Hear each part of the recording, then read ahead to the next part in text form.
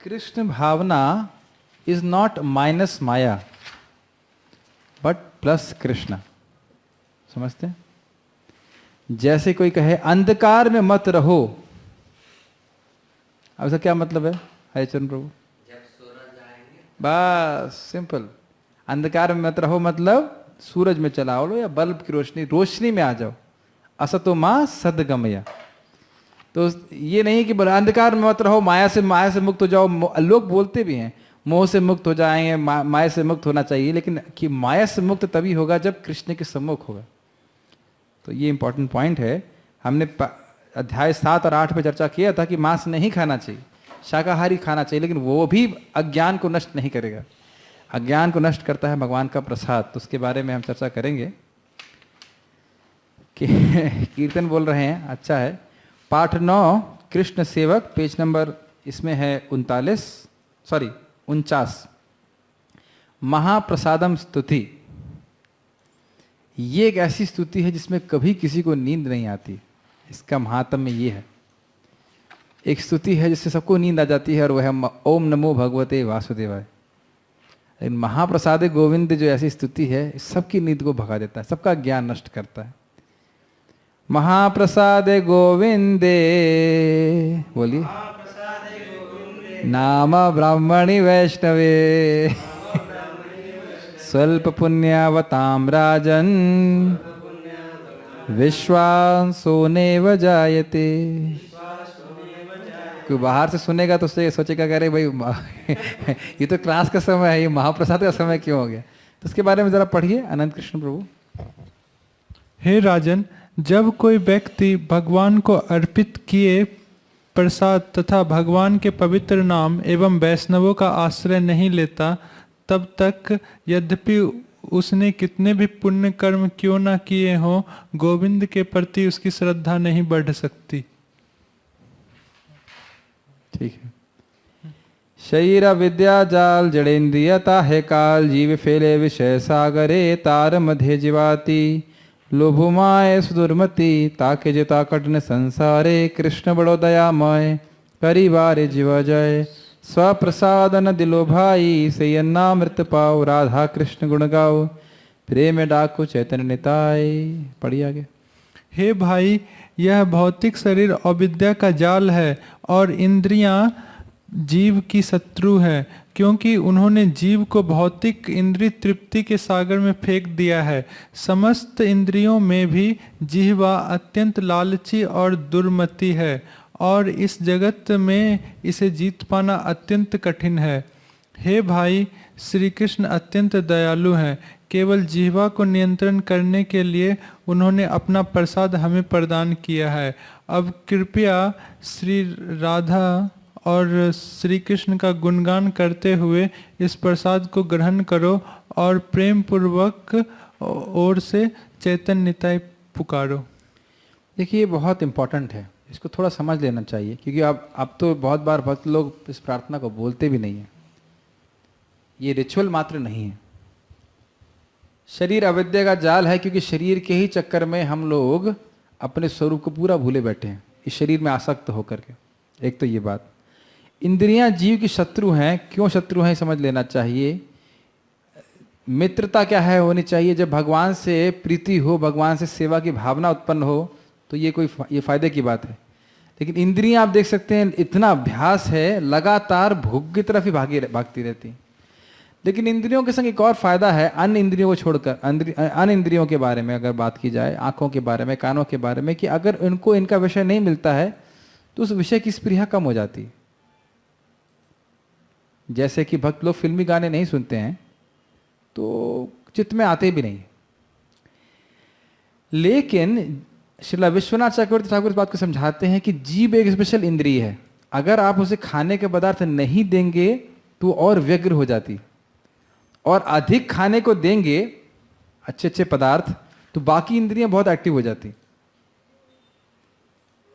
इंद्रियां शत्रु हैं, तो शत्रु को अगर आप भोजन नहीं दोगे तो शत्रु कमजोर हो जाएगा। तो भोजन कहां से मिलता है इंद्रियों को? जीभ के माध्यम से। तो अब दिक्कत यह है कि अगर अच्छी अच्छी वस्तुएं नहीं देंगे तो अन्य इंद्रियां तो सहमित हो जाएंगी, लेकिन जीभ असहमित हो जाएगी। लेकिन इसके इसीलिए भगवान जीव को नियंत्रित करने के लिए सुंदर सुंदर प्रसादम देते हैं। और आप ये देखिए, एक और शब्द आ रहा है, जिव्या अत्यंत लालची और दुर्मति है। देखिए, अगर लालची और सुदुर्मति होती, सॉरी सुमति होती तो भी ठीक था।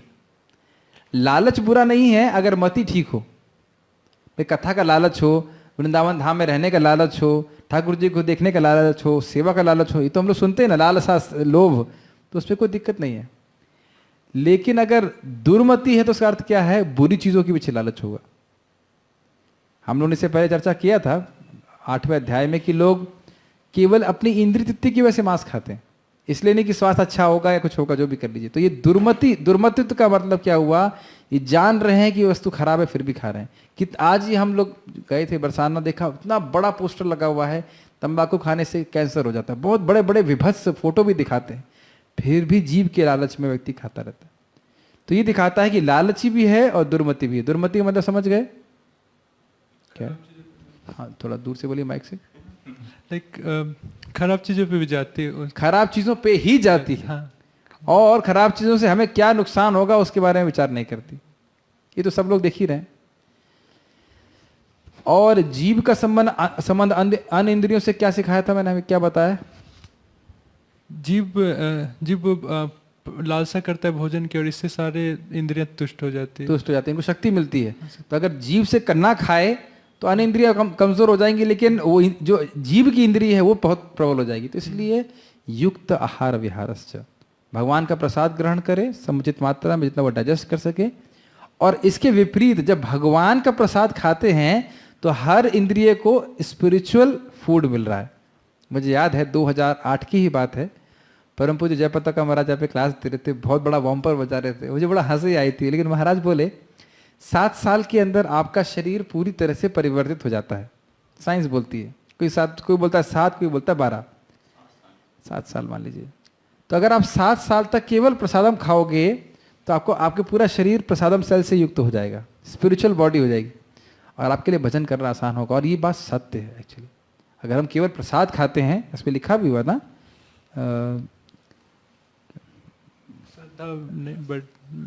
ताकि जिता कठिन संसारी है, इससे नहीं, हम लोग जगह पढ़ते हैं कि भगवान का प्रसाद खा के सारे कष्टों से, हम लोग गीता में पढ़ते हैं, भगवान का उच्चिष्ट खा करके हमारे सारे पापों से मुक्त हो जाते हैं। और जितने पापों से मुक्त हो जाएंगे उतना ही भक्ति करना आसान होता चला जाता है। इस बात को महाराज समझा रहे थे, परम पूज्य राधा गोविंद महाराज की, पाप युक्त जीवन करने से भक्ति में अभिनिवेश नहीं होता है, नाम जप में, कथा श्रवण में अभिनिवेश नहीं होता है। इसको गीता में भगवान बोलते हैं ना, ये शाम तो अंत कतम पापम। तो इस प्रकार से भगवान का प्रसाद खा करके हमें इंद्रिय तृप्ति भी मिल जाती है, बढ़िया बढ़िया वस्तुएं खाने को मिलती हैं, पापों से भी मुक्त होते हैं और भक्ति की तरफ रुझान भी बढ़ जाता है। तो ये भगवान की अतिशय कृपा है। कृपा इसलिए है क्योंकि जिस चीज़ की हमको आवश्यकता है और जो हमको चीज़ अच्छी लगती है वो एक साथ मिलती है प्रसाद के रूप में। समझ में आ रहा है? अगर मान लीजिए किसी को फिलॉसफी अच्छी नहीं लगती है, कुछ भी अच्छा नहीं लगता, कीर्तन भी अच्छा नहीं लगता, लेकिन खाना तो सबको अच्छा लगता है ना, और वो खा के भी खा करके अगर भगवान की प्रगति, मतलब भक्ति में प्रेम बढ़ जाए, भक्ति बढ़ जाए, तो क्या नुकसान है? तो ये बहुत बड़ा साधना का हमारा अंग है कि हम क्या खाते हैं। खाने से ही हमारा सत्व, हमारा एग्जिस्टेंस शुद्ध होता है। तो ये केवल हमें शाकाहारी में संतुष्ट नहीं होना चाहिए, हमें भगवान के प्रसाद ग्रहण करना चाहिए। और आज तो मैं ढूंढ नहीं पाया, नहीं तो शास्त्रों में ऐसे जबरदस्त कोटेशन, एक कोटेशन तो मुझे हमेशा याद रहता है, 2 कोटेशन है। एक कोटेशन ये है कि भगवान विष्णु का प्रसाद एक कौर खाने से कई करोड़ यज्ञों का पुण्य का भागी बन जाता है व्यक्ति। और दूसरा चीज है कि उद्धव जी बोलते हैं कि भगवान आपका प्रसाद ग्रहण करके ही भक्त लोग माया से मुक्त हो जाते हैं। तो इसका अर्थ यह है कि जो लोग भगवान का प्रसाद ग्रहण नहीं करते उनको माया और जकड़ लेती। प्रभुपाद जी इसको एक्चुअली ऐसे बताते हैं भगवद गीता में कि हर कौर के संग, अगर कोई भगवान का प्रसाद नहीं ग्रहण करता, हर कौर के संग उस जगत में और बंध जा रहा है। तो ये लोगों को दिखता नहीं है तुरंत, लेकिन ये चीज शास्त्र के आधार पर स्वीकार करना चाहिए। ठीक है, अब एक बहुत इंटरेस्टिंग चीज है जो नेक्स्ट जप के बारे में बताया जाएगा, तो इस पे हमारे दशरथी प्रभु कुछ प्रकाश डालेंगे। जप 108 मोती क्यों? अच्छा है ना, ये अच्छा टॉपिक है। कई बार पूछा गया हम लोगों से, कई बार पूछते 108 ही क्यों करते हैं, 100 क्यों नहीं, 102 क्यों नहीं? ठीक है। कृष्ण के पास सहस्त्रों गायें थीं और ये उनके रंगों के अनुसार टोलियों में बटी थी। रंगों के अनुसार ही उनके एक मिनट नाम रुक थे। जाइएगा, थोड़ी सी स्पीकर की आवाज़ बढ़ाइए, थोड़ी कम है आवाज़, या उसके मिक्सर से बढ़ा दीजिएगा। हाँ हाँ बोलिए बोलिए, कोई नहीं। हाँ कृष्ण के पास सहस्त्रों गायें थीं और ये उनके रंगों के अनुसार टोलियों में बटी थी। रंगों के अनुसार ही उनके नाम थे। जब वे चारगाह से लौटने वाले होते तो वे सारी गौओं को एकत्र कर लेते।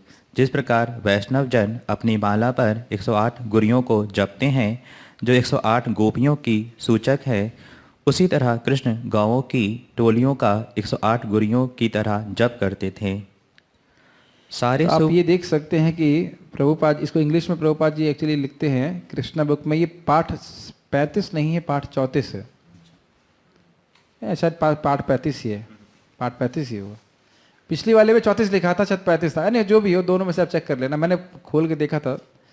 तो प्रभुपाद बोलते हैं this 108 beads are representatives of the gopis. तो हम ये भाव, एक्चुअली ये भाव होना चाहिए कि हर मोती पे हम एक गोपी को हरे कृष्ण मंत्र की ऑफरिंग कर रहे हैं। खैर ये मेरा भाव था, मैं ये नहीं कह सकता हूँ कि है, लेकिन रिप्रेजेंट करने का अर्थ तो यही है ना। हाँ और थोड़ा और हल्के से बोलिए। Teaching of Lord Chaitanya book में वहाँ पे प्रभुपाद जी लिखते हैं 108 उपनिषद हैं, इसीलिए वो तो है, लेकिन ये तो इसमें स्पष्ट प्रभुपाद कृष्ण बुक में लिखते हैं। तो ये है, तो मैं खाली कह रहा हूँ कि हरे कृष्ण मंत्र कितनी गुह्य चीज़ है, वो तो हमें समझ में नहीं आता। मैं बाद में विचार कर रहा था कि हरे कृष्ण मंत्र कितना गुह्य सेवा है, इसका तो हम अंदाज भी लगा नहीं सकते। भगवान ने सारे हीरों में, अगर मंत्रों को लिया जाए, हीरो से कंपेयर किया जाए, सबसे गुह्य हीरा जो रत्न है वो कलयुग के लोगों को लाके दिया है। ये इनकी स्वराटता है। जो एकदम अनक्वालिफाइड लोग हैं उनको सबसे ज्यादा मूल्यवान रत्न दिया गया। अद्भुत है। ठीक है, आगे पढ़िए। सारे शुभ अंग 3 के गुणाज में आते हैं। साधारणतः देखा जाता है कि वे शुभ होते हैं। 108 भी 3 का गुणाज है। दूसरा महत्वपूर्ण अंक है 18, जो दिखने में 108 जैसा ही है, केवल एक शून्य नहीं है। 18 भी 3 का गुणाज है। पुराने 18 है, पुराण 18 है, पुराण 18 है। श्रीमद् भागवत में 18,000 श्लोक हैं। मतलब 3 के मल्टीपल्स में सब कुछ। महाभारत में 18 विभाग है। भागवत गीता में 18 पाठ हैं। महाभारत युद्ध में 18 सेनाएं थी, 7 पांडव के पक्ष में और 11 कौरव के पक्ष में। युद्ध भी 18 दिन चला था। तो इसको हमें एक सुपरस्टिशन नहीं लेना चाहिए। और हरि भक्ति विलास में ये लिखा गया है कि जो माला 54 की होती है उसके अधिक और जल्दी लाभ देती है जो माला 108 की होती है। बस इतना समझ लेना काफ़ी है। मुख्य बात है कि हम नाम जब ध्यानपूर्वक करें। अब 108 माला में हम 54 माला में सोते रहे तो फिर उससे क्या फायदा होने वाला है, या बातें करते रहे या व्हाट्सएप चेक करते रहे। तो मुद्दा यही है कि नाम जब ठीक से किया जाए, लेकिन इसमें लिखा गया है। ठीक है, गोपी भाव जो है वो अच्छा है कि भगवान है और 108 गोपियों, तो ये से और ज्यादा हमारा भाव ये, जो है हाँ, वो ये मेरे deep को होगा। मतलब अपने भाव को पुष्ट करने के लिए मैं यही समझ रहा था कि भाई रिप्रेजेंट कर रहे हैं, मतलब हर गोपी को हम हरे कृष्ण मंत्र ऑफर कर रहे हैं। हमें ये भी पता नहीं वो है कौन, लेकिन ऑफर कर रहे हैं एवरी बीट। और कहा भी जाता है ना कि बीच का जो गुरिया है उसको लागना नहीं चाहिए। हाँ, भगवान वो कृष्ण को हाँ। प्रतिनिधित्व करते हैं और बाकी 108 गोपियां। और ये सब चीजें अल्टीमेटली हमें डीप फेथ पे ही स्वीकार करना पड़ेगा। समझ में तो हमको भी नहीं आता हर चीज। लेकिन चर्चा का विषय, क्या कृष्ण के जन्म कर्म हमारे तरह हैं? क्या टॉपिक है, बहुत अच्छा टॉपिक है। अजोपि सन् अव्ययात्मा, बोलिए। भूतानामीश्वरोऽपि सन् प्रकृतिं स्वामधिष्ठाय संभवाम्यात्म मायया। अनुवाद, यद्यपि मैं, भगवान बोल रहे हैं गीता में, अजन्मा तथा अविनाशी हूँ और यद्यपि मैं समस्त जीवों का स्वामी हूँ, तो भी प्रत्येक युग में मैं अपने आदि दिव्य रूप में प्रकट होता हूँ। ये मैं कुछ टिप्पणियाँ जो मुझे याद आ रही मैं बता रहा हूँ, बहुत इंटरेस्टिंग है। आचार्य समझाते हैं, कहते हैं अजोप कि मैं जन्म नहीं लेता हूँ। तो जन्म तो जीवात्मा भी नहीं लेता है, अज है। और भगवान कह रहे मैं अविनाशी हूँ, तो अविनाशी तो जीवात्मा भी है। लेकिन जीवात्माएं सभी जीवात्माओं के ईश्वर नहीं हैं, इसलिए बोल रहे हैं मैं समस्त जीवों का स्वामी हूँ। तो यहाँ अंतर दिखा रहे हैं। दूसरा, जीवात्मा अज है लेकिन भौतिक प्रकृति के कंट्रोल में जन्म लेता है, और भगवान अजन्मा हैं, अविनाशी हैं, लेकिन अपनी ही शक्ति से प्रकट होते हैं। ऐसा हम नहीं कह सकते कि सतयुग में मैं आया था, त्रेता युग में मैं ये हुआ था, द्वापर में ये हुआ, अब कलयुग में मैं शुभ कृष्ण दास के रूप में हूं। हम ऐसा नहीं कह सकते, कह भले सकते हैं, लेकिन वो पूरा नितांत झूठ होगा। हमें पता ही नहीं कि पिछले जन्म में हम क्या थे या अगले जन्म में क्या होने वाले, हम लोग को नहीं पता है। तो यहाँ यही श्लोक भगवान के अवतरण में और हमारे प्रकटीकरण में, या जो भी कह लीजिए जन्मोत्सव में जो भी बोलिए, महान अंतर प्रस्तुत कर देता है। ठीक है। तात्पर्य, भगवान कभी नहीं भूलते। बहुत सुंदर है, पढ़िए उसको, आप पढ़ सकते हैं। भगवान ने अपने जन्म की विलक्षणता बतलाई है। यद्यपि विलक्षण शब्द बड़ा अच्छा है। विलक्षण मतलब स्पेशल लक्षण, विलक्षण, जो लक्षण उनको अलग, अन्यों से अलग दिखाते हैं, विशेष लक्षण, विशेष, ये भगवान के ही पास है। यस। यद्यपि वे समान पुरुष की भांति प्रकट हो सकते हैं, किंतु उन्हें विगत अनेकानेक जन्मों की पूर्ण स्मृति बनी रहती है, जबकि समान पुरुष कुछ ही घंटे पूर्व की घटना स्मरण नहीं रहती। ये एक भी इंटरेस्टिंग है। एक भक्त को, ये बहुत मजेदार है, आपको बहुत हंसी आएगी, मुझे तो बहुत हंसी आई थी। सुबह कल जब मैं, मुझे भक्त मिले, मैं उनसे पूछा आप कितने समय से वृंदावन में हैं? अरे 5 दिन। मैंने कहा आप वृंदावन में आए हो, आपको ये याद नहीं कि कब आए, और आप ये प्रश्न करो कि इस भौतिक जगत में कब आए, तो बताइए क्या हालत होगी, समझ पाएंगे आप? कितना आश्चर्य, वृंदावन में आए हैं 5 दिन पहले कि 3 दिन पहले, ये याद नहीं है। तो ये हम इस जगत में कब से हैं, क्यों हैं, कहाँ हैं, कैसे समझ सकते? ये बदात्मा की स्थिति है। और कितना अद्भुत है कि भगवान को मेरे सारे कार्य याद हैं। अनादि काल से जो मैंने यहाँ पे खेल खेला है सब भगवान को याद है। क्या करूंगा आगे सब याद है, अभी क्या कर रहा हूँ सब याद है। उसके बावजूद भी कभी भगवान घृणा नहीं करते, बल्कि प्रेम ही करते रहते हैं। और ये भी कितनी बड़ी प्रोसेसिंग है ना। जैसे आप कोई, जैसे मान लो यहाँ पे आप कब ज्वाइन किए थे? 4 साल पहले यहाँ पे आए थे, 5 साल पहले। आपको याद है आपने क्या क्या सब लीला करनी है है कि नहीं? मैंने 10 साल पहले ज्वाइन किया, और अपनी बचपन की लीला, हम बाल लीला करें, मध्य लीला, अंत लीला कुछ करें, हम लोग को खुद को याद नहीं है। तो और जो व्यक्ति अपने को भगवान कहता है, उससे पूछ लीला पूछो कि बचपन में आप क्या करते थे, बचपन में आपने क्या किया, पिछले जन्म में क्या किया, तो मनगढ़ंत कुछ भी बोल सकता है, लेकिन उसे याद कुछ भी नहीं रहेगा। बहुत बड़ा अंतर है। अगर स्मृति को ही पकड़ना है तो बहुत बड़ा अंतर होगा। ठीक। यदि कोई पूछे कि एक दिन पूर्व इसी समय तुम क्या कह रहे थे, तो समान व्यक्ति इसके लिए इसका तत्काल उत्तर दे पाना कठिन होगा। उसे इसको स्मरण करने के लिए अपनी बुद्धि को कुदेड़ना पड़ेगा कि वह कल इस समय क्या कर रहा था। फिर भी लोग प्रायः अपने को ईश्वर या कृष्ण घोषित करते रहते हैं। इसके ऊपर महाराज बोलते हैं कि भाई एक कुत्ता है कुत्ते के ऊपर एक पट्टा टांग दिया जाए, भारत के प्रधानमंत्री, तब बताइए तो ऐसा बोल देने से ना वो प्रधानमंत्री हो जाएगा। तो इससे उसका मंत्रित्व तो नहीं आ जाएगा उसके अंदर। तो ऐसे ही कि समान व्यक्ति को सब लोग चिल्लाने लग जाए, चेले, कि भाई आप ही भगवान हो, आप ही भगवान हो, तो अब ऐसे बोलने से भगवान नहीं हो जाएगा। समझ में आना चाहिए केवल इस गुण को पकड़ने की कितनी स्मृति है और कितने लोग की स्मृति है, तो समझ में आ जाएगा कि हम कोई भगवत्ता नहीं उसमें। इस संबंध में एक और बात, वो भूल गया, देखिए यही हमारी गुण। अभी मैं कुछ आ रहा था मन में, प्रपात जी जो बाथरूम में एक सन्यासी आया था तो उसको बोले कि हाँ, ये तो हमारे गुरु महाराज भी बार किए। एक बार एक मायावादी आया, बोला मैं भगवान हूँ, मैं भगवान हूँ। बहुत देर बात करे, बहुत देर बात किया, नहीं समझा, तो उसे फिर बाथरूम आने लगा। तो महाराज ने सारे दरवाजे बंद करवा दिए। कहते भगवान हो तो कंट्रोल करो। तो कहते नहीं जाने दीजिए, मैं मर जाऊंगा। तो फिर ठीक है, कहते स्वीकार करो कि तुम भगवान नहीं हो। कहते ठीक है मैं भगवान नहीं हूँ, भगवान नहीं हूँ। फिर जब वो गया वॉशरूम, फिर बाहर आया कहता है मैं भगवान हूँ। तो ये नलायकी है लोगों की। या फिर कभी कभी सुनने में आता है कि जिनको भगवान बोला गया है उनके दांत टूट गए हैं, वो दांत ठीक कराने के लिए डेंटिस्ट के पास गए। तो ये भगवान नहीं है। भगवान को समझ में आना चाहिए, भगवान के लक्षण को समझ में आना चाहिए, तब व्यक्ति को भगवान का निर्णय करना चाहिए। हाँ, मैं ये बोल रहा था, अभी मेरे को किसी व्यक्ति को मैंने गाँव ट्रेन में प्रीचिंग किया थोड़ा, तो हरे कृष्ण मंत्र करने लगे।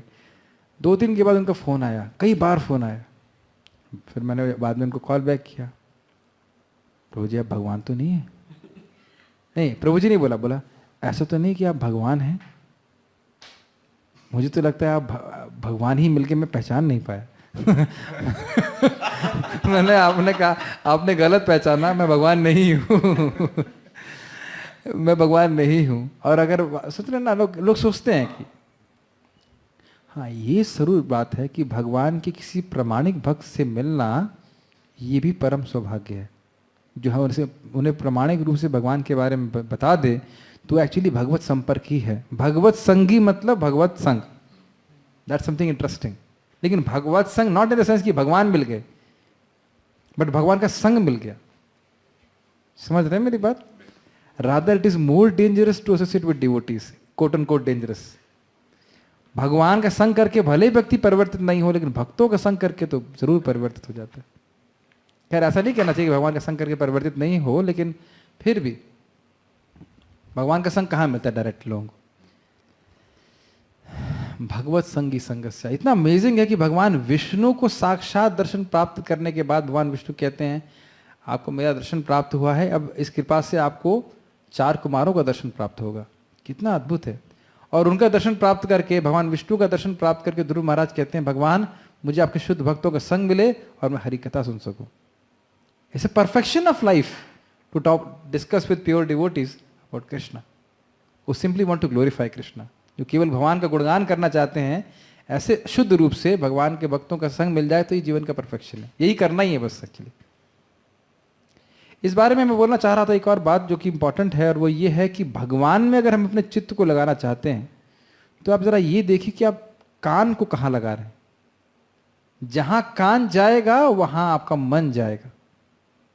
मैं फिर रिपीट कर रहा हूं ये बात, जहां कान जाएगा वहां मन जाएगा। आंख तो ठीक है, लेकिन सबसे ज्यादा इंपॉर्टेंट है कान। तो ये बहुत बहुत ज्यादा संगीन बात है। भौतिक चीजों में जाएगा चित्त वहां जाएगा, हरि कथा में जाएगा तो चित्त हरि में जाएगा। और भगवद गीता का बहुत सुंदर श्लोक है, मत चित्ता सर्व दुर्गाणी मत प्रसादात तरिष्यसि। मैं बार बार इसको बोल रहा हूं, चित्त मुझ में लगाओ। भगवान कृष्ण कह रहे हैं तो मेरी कृपा से तुम सारे जो कठिनाई है उसको तुम पार कर जाओगे। भक्ति में या जो भी कठिनाई हम सोच रहे हैं उसका सोल्यूशन यही है कि बार बार चित्त को भगवान में लगा जाए। और चित्त कहाँ जाएगा? क्या सीखा हमने हमारा? जहाँ हमारा कान जाएगा। तो कान को संभाल के रखें, ठीक है। और दोनों तरफ से जा सकता है। अगर मान लीजिए राइट वाला हरि में लगा तो लेफ्ट वाला माया में जा सकता है। जैसे दोनों कानों को माया कृष्ण में लगा के रखें, ठीक है। तो हमने यहाँ पे सीखा कि भगवान को सब कुछ याद रहता है, ये उनकी विलक्षणता है। उनके जन्म और कर्म को सब वो खुद भी जानते हैं और बाकी सबके जन्म और कर्म को भी जानते हैं और कंट्रोल भी कर रहे हैं।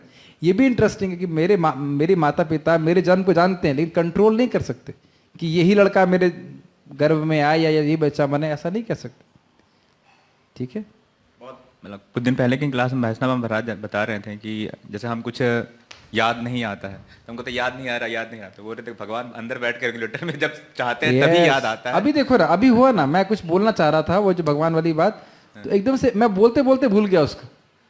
तो ये भगवान अंदर से आपको दिखने लगता है कि स्विच चालू किए हुए और बता स्मृतिर ज्ञानम अपोहनम। भगवान के ना, अच्छा ये है, मनुष्य को ऐसी निरर्थक घोषणाओं से भ्रमित नहीं होना चाहिए। एक इंटरेस्टिंग है कि भ्रम कहाँ होता है?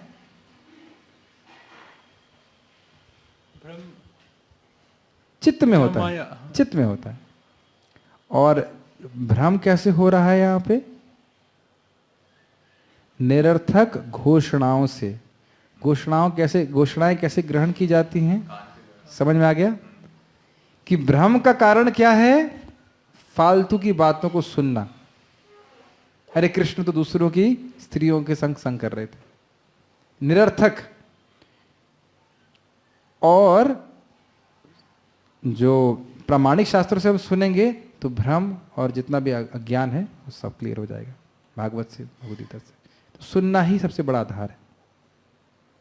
भगवान के ना भूलने के कारण, ऐसे एक और एग्जाम्पल दूंगा आपको। प्रभुपाद जी इसको अपने लेक्चर में बोलते हैं, कोई कहेगा अरे तुमने देखा है कभी कृष्ण को खाना खाते हुए जो भोग लगा रहे हो? तो प्रभुपाद खुद बोलते हैं, भाई देखिए मैं तो मूर्ख व्यक्ति हूँ, लेकिन गुरु महाराज बोल रहे हैं मैंने सुना, भगवान बोल रहे हैं मैंने सुना, साधु लोग बोल रहे हैं मैंने सुना, आप तो तीसरे व्यक्ति, आपकी बात क्यों सुनूं? आप किस आधार पर बोल रहे हो? तो यानी कि हमारी जो श्रद्धा है वो शास्त्रीय श्रद्धा होनी चाहिए, लौकिक श्रद्धा और कोमल श्रद्धा नहीं होनी चाहिए कि हाँ लग रहा है शायद खा रहे हैं शायद नहीं खा रहे हैं, ऐसा नहीं होना चाहिए। शास्त्र बोल रहा है we should be rest assured Krishna eats, even if I can not see, भले अपने आंखों से ना देख सकूं। ठीक है। भगवान के ना भूलने के कारण, अनंत कृष्ण पढ़ेंगे। जब भगवान आप पढ़ना चाहते हैं हरिजन प्रभु? जब भगवान दोबारा अपनी प्रकृति या स्वरूप की व्याख्या करते हैं, प्रकृति का अर्थ स्वभाव तथा स्वरूप दोनों होता है, दोनों है। भगवान कहते हैं कि वे अपने ही शरीर में प्रकट होते हैं, वे सामान्य जीव की भांति शरीर परिवर्तन नहीं करते। इस जन्म में बद्ध जीव का एक प्रकार का शरीर हो सकता है, किंतु अगले जन्म में दूसरा शरीर रहता है। भौतिक जगत में जीव का कोई अस्थायी शरीर नहीं है, अपितु वह एक शरीर से दूसरे में देहांतर करता रहता है। किंतु भगवान ऐसे नहीं है। जब भी वे प्रकट होते हैं तो अपनी अंतरंगा शक्ति से वे अपने उसी आद्य शरीर में प्रकट होते हैं। दूसरे शब्दों में श्री कृष्ण इस जगत में अपने आदि शाश्वत स्वरूप में दो भुजाओं में बांसुरी धारण किए अवतरित होते हैं। वे इस भौतिक जगत से निष्कलुषित रहकर अपने शाश्वत शरीर सहित प्रकट होते हैं। यद्यपि वे अपने उसी दिव्य शरीर में प्रकट होते हैं और ब्रह्मांड के स्वामी होते हैं, तो भी ऐसा लगता है कि वे समान जीव की भांति प्रकट हो रहे हैं। देखिए ये पैराग्राफ बहुत छोटा सा लग रहा है, लेकिन ये बहुत ही महत्वपूर्ण है। तो कुछ चीज़ों को मैं समझाने का प्रयास करूँगा। पहली बात ये है कि भगवान अपने स्वरूप के अनुसार प्रकट होते हैं। भगवान का स्वरूप, ये स्वभाव क्या है? सच्चिदानंद। तो अपने स्वरूप को भगवान प्रकट करते हैं। इस समय अगर आप देखें हमारा शरीर हमारे स्वरूप से बिल्कुल अलग है, अचित, निरानंद और असत। अब इस पे एक और चीज आप सीखिए, यहां पे क्लियर दिख रहा है कि हम शरीर का देह आंतरण कर रहे हैं या करवाया जा रहा है। समझ में आ गया ना? यानी कि हमारी प्रकृति, हमारी इच्छा से शरीर नहीं परिवर्तित, मतलब शरीर परिवर्तित हो रहा है।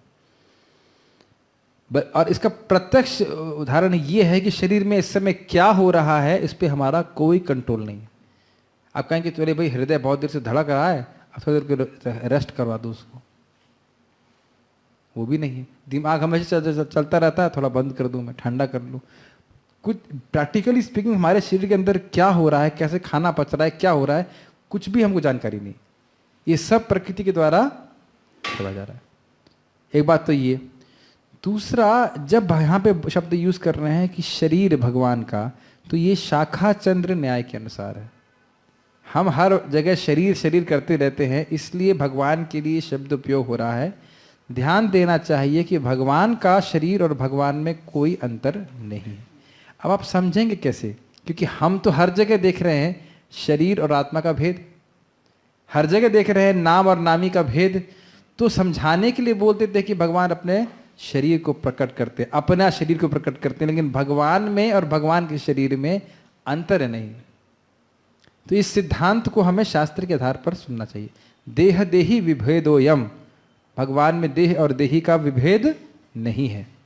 शास्त्र का कोटेशन है, प्रभुपाद जी ने कई बार इसको कहा है। तो ये आप लोगों को समझ में आ रहा है शाखा चंद्र न्याय कैसे है? क्योंकि सिद्धांत हमें समझ में नहीं आ रहा है, तो समझाने के लिए यूज़ किया जा रहा है कि भगवान अपने शरीर को प्रकट करते हैं और वो शाश्वत स्वरूप है। बेसिकली भगवान अपने विग्रह को प्रकट करते हैं, अगर ऐसा बोल सकते हैं।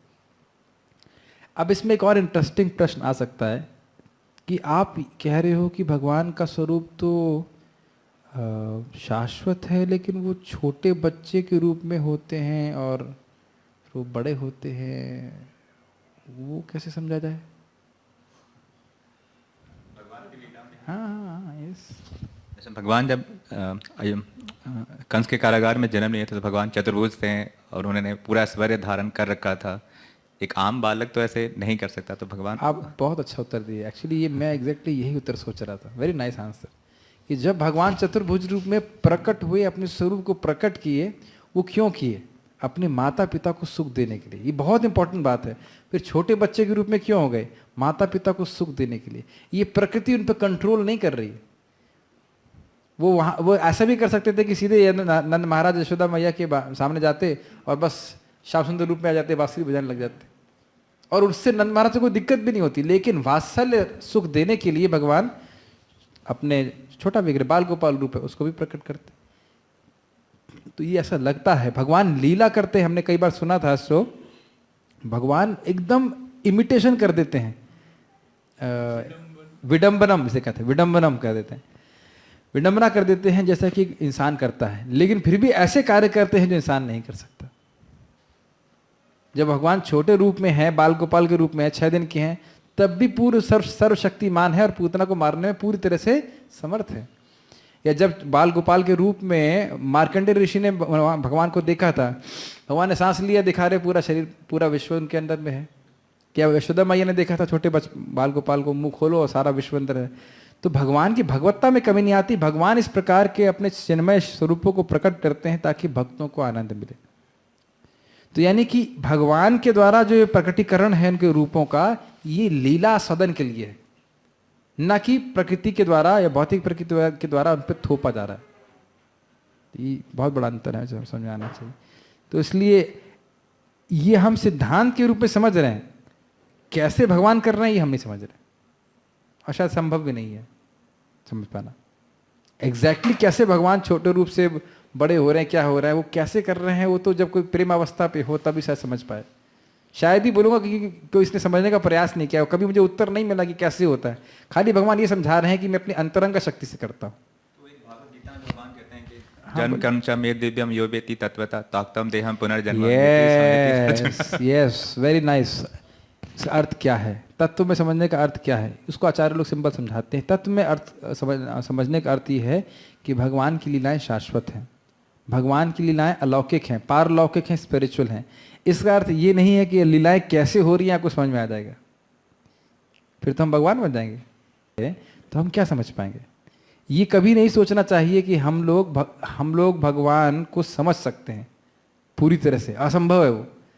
लेकिन भगवान की लीला रस का आस्वादन कर सकते हैं भक्त लोग, ये चाहते हैं। भगवान को इस तरह से नहीं समझना चाहते जैसे हम समझें कि ये कैमरा कैसे काम करता है, ऐसा नहीं समझना चाहते। उस लीला रस का आस्वादन करना चाहते हैं। जैसे आप सभी लोगों को भगवान के नाम में सुख तो मिला होगा जब करते समय, आपको ये पता है कि रस सुख मिलता कैसे? और जब आपको नाम जब में सुख मिलता है तब सुख का आस्वादन करते हैं कि ये एनालिसिस करने बैठते हैं, अच्छा ये क्या चित्त शक्ति का विकार है, ये इसका विकार है, कैसे सुख मिल रहा है, कुछ ही नहीं सोचते। आनंद में डूब जाता है ना, उसमें आनंद लेता है। हम जब रसगुल्ला खाते सोचते हैं कि कैसे बना होगा। आपने कभी रिसर्च किया? बहुत रिसर्च करेगा तो पूछ लेता भाई कैसे बना होगा, अच्छा बनाते रहिए। अच्छा बना रहे, बनाते रहिए, हम लोग खाते रहेंगे। तो that is a whole point. और उसी चीज को आप, मुझे श्लोक याद आ रहा है वो जो बोलते हैं क्या, इति दृक्स लीलाभिर आनंद कुंडे स्वघोषम निमज्जंतम अख्यपयंतम। इस लीला के रस के आनंद कुंड में आप डुबो रहे हैं ब्रजवासियों को, मेरे को वैसे डुबो दीजिए। वो ये नहीं समझना चाहते कि लीला का संपादन योग माया एग्जैक्टली कैसे कर रही है, वो समझना बहुत मुश्किल है, असंभव ही है प्रैक्टिकली हमारे लिए। लेकिन उस लीला के आनंद कुंड में डूबते हैं, वो भक्ति की तरह डूबते हैं। ठीक है, कैसे भगवान कृष्ण को उनके विभिन्न जन्मों के विषय में सब कुछ ज्ञात रहता है? क्योंकि उनका शरीर परिवर्तन नहीं होता हमारी तरह। एक ये पॉइंट है, भगवान कहते हैं कि वे अपने ही शरीर में प्रकट होते हैं। यस, अपने ही शरीर में प्रकट होते हैं, वही अर्थ है कि उनका शरीर और उनमें कोई भेद नहीं है। उनके चिन्मय स्वरूप को वो प्रकट करते हैं। अपना ही शरीर जब हम बोल रहे हैं तब भी हमारे मन में आ रहा है, मैं वही तो बोला, अपना शरीर में प्रकट करते हैं, अर्थात मतलब तब भी हम ये सोच रहे हैं कि अरे शरीर और वो अंदर कुछ होंगे अलग भगवान। जैसा कि मायावादी लोग बोलते हैं, नहीं कृष्ण नहीं बोल रहा है, कृष्ण की शरण में मत जाओ, इसके अंदर ब्रह्म या शिव बाबा या कोई और बाबा बुला रहा है। ऐसे प्रकार की बातें लोग करते। तो ये कोई भगवद गीता में ऐसा कोई प्रमाण नहीं है। नहीं, मुझे लग रहा था मैं मतलब इनसाइड। हाँ वही, मैं वही बोल रहा हूँ। नहीं मतलब शरीर में मतलब कहने का अर्थ बस सिंपल ये भी तो नहीं, शाखार चंद्र न्याय है, भाषा की लिमिटेशन है। समझाने का अर्थ यही है कि भगवान अपने चिन्मय स्वरूप को प्रकट करते हैं। कृष्ण कर्म से परे हैं, बहुत सुंदर बात है। अगर ये व्यक्ति समझ ले कि कृष्ण कर्म से परे हैं तो वो भी कर्म से परे हो जाता है। ये जबरदस्त बात है। भगवान गीता में बोलते हैं इस चीज को कि जो समझ लेता है न मे कर्माणि लिम्पन्ति न मे कर्म फले स्पृहा इति माम यो भी जानाति कर्म भिर न बध्यते। ना तो मैं कर्मों में लिप्त होता हूं और ना मुझे कर्म फलों की स्पृहा होती कि हाय ये मिल जाए, हाय वो मिल जाए। अगर वो ये जो व्यक्ति इस बात को समझ लेता है तो वो भी कर्म बंधन से मुक्त हो जाता है। जैसे कुछ लोग कहते हैं कि महाभारत के युद्ध भगवान ने इसलिए कराया क्योंकि उनको राज्य की स्पृहा थी। अरे काय को राज्य की स्पृहा होगी, वो तो सब कुछ उनका पहले से ही है। तो ऐसा व्यक्ति कर्म बंधन में बंध जाता है। लेकिन ये व्यक्ति जिसको विश्वास और श्रद्धा से कि नहीं भगवान का तो पहले सब कुछ है, ये तो भगवान लीला के लिए कर रहे हैं, वो कर्म बंधन से मुक्त हो जाता है। तत्व का अर्थ ये भी होता है कि उसकी सत्यता क्या है शास्त्र के आधार पर। तो शास्त्र के आधार पर हम प्रामाणिक रूप से समझेंगे भगवान क्यों कर रहे हैं, तो फिर निश्चित रूप से जन्म कर्म से मुक्त हो जाएंगे। प्रभुपाद जी इसको सबसे महत्वपूर्ण श्लोक बोलते हैं भगवद गीता का। और समझावट जो होती है वो सुनने से ही होती है, सुनना चाहिए। कृष्ण कर्म से परे हैं। अनूप सर पढ़िए। बहुत अच्छा है।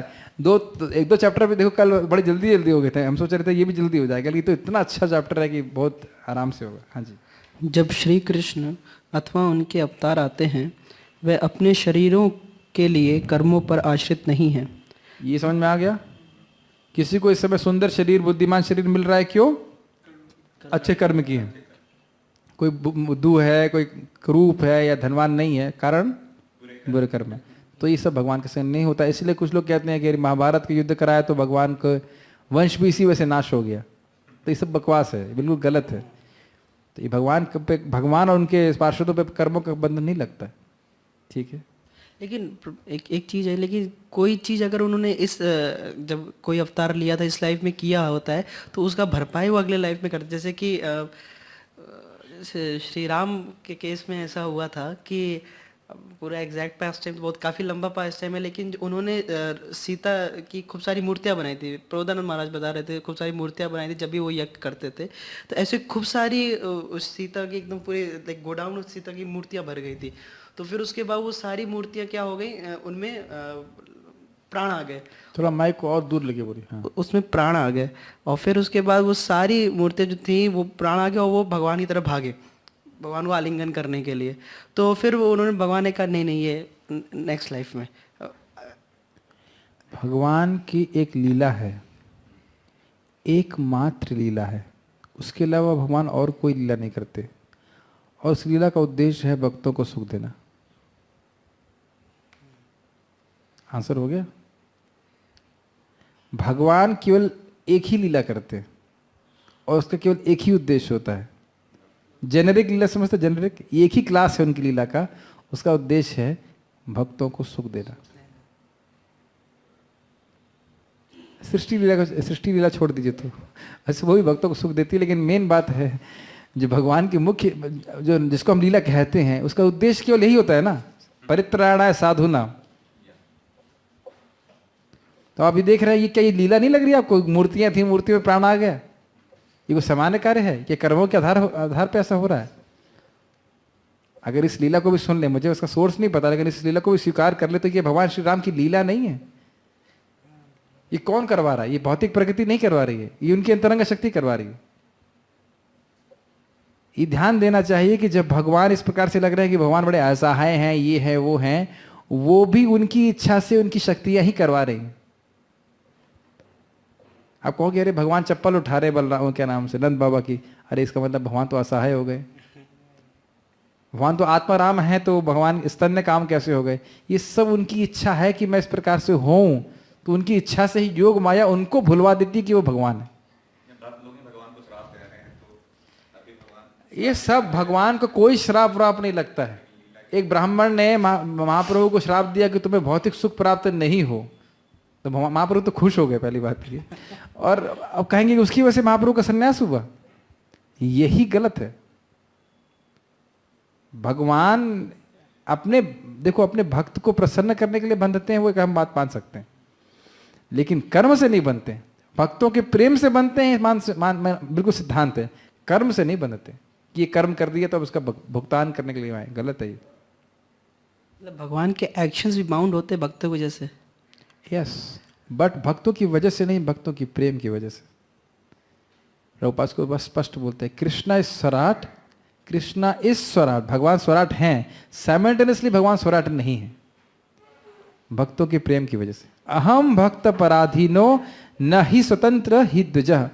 भगवान सर्वज्ञ हैं, लेकिन भगवान क्या बोलते हैं, मैं भक्तों के अलावा कुछ जानते ही नहीं। तो तत्व की दृष्टि से भगवान स्वराट हैं, लेकिन रस की दृष्टि से भगवान भक्तों के अधीन है, राधा रानी के अधीन है, बट रस की दृष्टि से, प्रेम की दृष्टि से। लेकिन भगवान भक्तों के प्रेम के अधीन होते हैं, ना कि भक्त के अधीन होते हैं। थोड़ा अंतर है, विचार कीजिएगा, समझ में आ जाएगा। प्रभुपाद जी एग्जैक्टली कृष्ण बुक में समझाते हैं। प्रभु जी, भगवान को एंजॉय करना होता है कि भगवान भक्तों को एंजॉय कराने के लिए आते हैं? दोनों ही चीज होती है। भगवान और भक्त दोनों के बीच में भक्ति का आदान प्रदान होता है, तो भक्तों को भी आनंद होता है और भगवान को भी आनंद होता है। शुद्ध भक्ति का एक गुण है श्री कृष्ण आकर्षणी, और ये प्रेम भक्ति का, जहां तक मुझे भाव भक्ति, हाँ भाव भक्ति का स्तर होता है, जिसको भाव प्राप्त हो जाता है उससे श्री कृष्ण आकर्षित होते हैं, उसकी भक्ति से श्री कृष्ण आकर्षित होते हैं। क्षमा कीजिएगा। तो क्या जो भाव स्तर पे भक्त है वो कृष्ण से आकर्षित नहीं होता? नेचुरल सी बात है, भाव भक्त वाला व्यक्ति कृष्ण से लगातार आकर्षित होता है, तो उसी प्रकार से कृष्ण भी आकर्षित होते हैं। बहुत स्पष्ट है, ये यथाम माम प्रपद्यन्ते ताम सतैव भजाम्यहम्। कहें कि अब साउथ पोल और नॉर्थ पोल को साथ में लाएं, तो नॉर्थ पोल साउथ पोल को आकर्षित कर रहा है कि साउथ पोल नॉर्थ पोल को आकर्षित कर रहा है? क्या उत्तर होगा? दोनों एक दूसरे को आकर्षित कर रहे हैं। It's natural, isn't it? So that's how. बल्कि ये तो हमारी स्थिति है कि भगवान कृष्ण हमको प्रेम करते हैं, लेकिन हमें कोई आकर्षण नहीं होता। ठीक है। भगवान कर्म बंधन से अतीत हैं, पूर्णता स्वतंत्र हैं, इसलिए यह बात कही गई है। ये थोड़ा इसको समझाना पड़ेगा मुझे।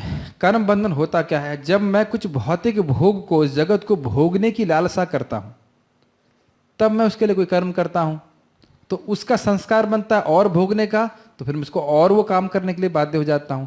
इससे समझ में आ जाएगा कि भगवान कैसे कर्म बंधन से बिल्कुल विपरीत है। भगवान को इस जगत की भोगने की कोई इच्छा नहीं है। तो आप कहेंगे भाई हम लड्डू गोपाल को या कृष्ण को लड्डू तो खिलाते हैं। भगवान को वस्तु नहीं वो पसंद है, आपका प्रेम पसंद है। ध्यान देना चाहिए। और वो वस्तु भी स्पिरिचुअल हो जाती है। तो एक और बात है कि भगवान अगर इस जगत की वस्तु को ग्रहण भी कर रहे हैं तो उससे बंधते नहीं है। Very very subtle point to be understood. तो भगवान को इस जगत को भोगने की कोई स्पृहा नहीं होती। स्पष्ट रूप से भगवान बोलते हैं, न मे कर्म फले स्पृहा। यस। इसलिए ये बात कही गई है, आत्माया। भगवान अंतरंगा शक्ति से यहाँ आते हैं, बहिरंगा शक्ति अथवा किसी व्यवस्था के कारण नहीं। जब राज्यपाल कारागार जेल का निरीक्षण करने जाते हैं, वह कारागार में जाने के लिए बाध्य नहीं है। उसको विवश नहीं किया जा सकता, उसे अपराधी नहीं मान लेना चाहिए, वरन इसके ठीक विपरीत वह स्वेच्छापूर्वक कारागार की व्यवस्था का निरीक्षण करने जाता है। पर एक साधारण मनुष्य मनुष्य को जब कारागार में बंदी बनाया जाता है तो यह स्वाभाविक ही समझ में आ जाता है कि उसे बलात् का हाँ बलात् सही है, बल से, बलात् हाँ। कारागार में डाला गया है क्योंकि उसका अपराधी होना सिद्ध हुआ है। एक अपराधी बंदी यह सोच सकता है कि राज्यपाल और वह एक समान है, जैसे कि मूढ़ एवं दुष्ट व्यक्ति सोचते हैं कि कृष्ण और वह एक समान हैं। कृष्ण भी उन्हें लोगों जैसा एक मनुष्य हैं। अवजानती माम मूढ़ा मानुषी तनुमाश्रितः। एक ज्ञानी यह जानता है कि श्री कृष्ण अथवा उनके अवतार जब एक भौतिक जगत में आते हैं तो वह सर्वदा अपने मायातीत स्वरूप में स्थित रहते हैं। भगवान कोई साधारण मनुष्य नहीं है और ना ही वे किसी कर्म से बाध्य होकर इस भौतिक जगत में आते हैं। भगवान स्वेच्छा से आते हैं।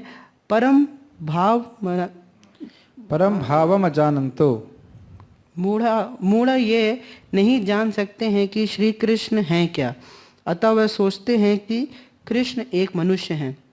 जैसे श्री कृष्ण स्वयं ही भगवत गीता 7.3 में कहते हैं, हजारों मनुष्य में कोई एक सिद्धि के लिए यत्न करता है और उन सिद्धि प्राप्त हजारों सिद्धों में कोई एक मुझको तत्व से जान पाता है। राज्यपाल के जेल जाने के उदाहरण से आप क्या समझते हैं? ये बहुत अच्छा बात है। राज्यपाल कौन सी गाड़ी में जेल में जाता है? किसकी गाड़ी में? सरकारी गाड़ी में। उसके आसपास कौन से लोग होते हैं? पुलिस वाले। जब कोई व्यक्ति अपराधी होता है तो वो कौन सी गाड़ी में जेल में जाता है? सरकारी। क्या वो दोनों गाड़ी में अंतर होता है, लेकिन है सरकारी। और उसके आसपास कौन लोग होते हैं? पुलिस वाले ही होते हैं। तो आप ही देख सकते हो कि अच्छा, तो इसका मतलब ये भी नया अपराधी आ गया। अच्छा अच्छा अच्छा, समझ में आ गया। अब मजा आएगा, ये भी डंडे पड़ेंगे उसको। हाँ, बहुत अंतर होता है कि वो बंध करके नहीं आ रहा है। ये बहुत बड़ी बात है। वो फ्री आ रहा है, फ्री आ रहा है, फ्री जा रहा है। जब इच्छा हो आएगा, जब इच्छा हो चले जाएगा। और उसकी इच्छा से ही जेल का निर्माण हुआ है, वो उसकी इच्छा से ही सारा कुछ व्यवस्था चल रही है। बहुत बड़ा अंतर है भगवान में। माइक पे बोलिए, माइक पे बोलिए। यस। अगर वो चाहे वो मुक्त भी है, और वो चाहे तो दूसरे किसी कैदी को मुक्त भी कर सकता है। सबको मुक्त कर सबको मुक्त सकता कर है सकता है। अगर वो चाहे तो। So there are so much major differences. इसमें एक और उदाहरण दिया जाता है कि जब आप चौराहे पे खड़े हों और लाल बत्ती जल रही हो, तो ऊपर से एक हवाई जहाज जा रहा है, कहता है, "ए, देखो, इसका चालान करो जल्दी से, ये लाल बत्ती पे रुका नहीं।" समझ रहे हैं? लाल बत्ती में हमें रुकना पड़ता है। इसका अर्थ ये नहीं है कि जो हवाई जहाज जा रहा है उसको भी रुकना पड़ेगा। तो जो नियम से हम बंधे हुए हैं, इसका अर्थ ये नहीं है कि भगवान को भी उन नियमों से बंधना पड़ेगा। तो ध्यान देना चाहिए कि भगवान केवल इंसानों की जैसी लीला कर रहे हैं, विडंबनम कर रहे हैं, लेकिन एग्जैक्टली वैसा नहीं करते। मतलब उससे बिल्कुल अति मानुष, अति क्या है, अति मर्त्यानि शब्द आता है कि अति मर्त्य, यानी कि मरण, जो मरणशील मनुष्य है उनसे श्रेष्ठ, उनसे सुपर आपने लीलाएं करी। अति मर्त्यानि भगवान गूढ़ा कपट मानुष। कपट कर रहे हो, ऐसा लग रहा है कि मनुष्य के रूप में है, एक्चुअली मनुष्य के रूप में नहीं। देखिए ना, जैसे कृष्ण बलराम जी ने 23 अक्षौहिणी, हम लोग 18 अक्षौहिणी की बात करते हैं, अभी हमने बात किया, और युद्ध हुआ था पांडवों की 7 अक्षौहिणी और 11 अक्षौहिणी के बीच में, तब भी उसको महान युद्ध मानते हैं। और भगवान कृष्ण बलराम अकेले ही जरासंध की 23 अक्षौहिणी सेना को समाप्त कर देते थे। 16 बार किया, 17 बार वो छोड़ दिया। तो आप देख सकते हो कि एकदम अद्भुत है। 2 लोग मिलकर इतने लोग का संहार कर दिए। और ऐसा नहीं कि वो लोग एकदम मरियल गिरियल थे, कि बॉडी नहीं थी, कुछ उनका शस्त्र वस्त्र नहीं थे, बहुत शक्तिशाली लोग थे वो। That's quite surprising. That's what Krishna is like that. भगवान इस प्रकार के हैं। तो हमें समझ में आना चाहिए कि राजपाल के उदाहरण से हम समझ पा रहे हैं कि भगवान जब आते हैं, इसका उद्देश्य होता है, उसका उद्देश्य सब जानते ही हो, जो नालायक लोग हैं उनका उनका उद्धार करना या उनको संहार करना, और भगवान के भक्तों को परित्राण करना। सही है। पहला यह है कि भगवान के भक्तों का उद्धार करना, भक्तों को प्रसन्नता देना, भक्तों के लिए लीला करना, और साइड बाय साइड असुरों का भी संहार कर देना। ठीक है। मैं सोचता हूँ कि आगे का वाला जो सेक्शन है हम कल चर्चा करेंगे। कल तो नहीं कर पाएंगे, अब उसको हम लोग मंडे को जब भी नेक्स्ट क्लास होगा तब करेंगे। ये बहुत अच्छी चीज़ है, इसको आराम आराम से करना चाहिए। ये बहुत अच्छा सेक्शन है आगे। ठीक है, यहाँ पे रुकेंगे। श्रील प्रभुपाद की जय। Stop this also.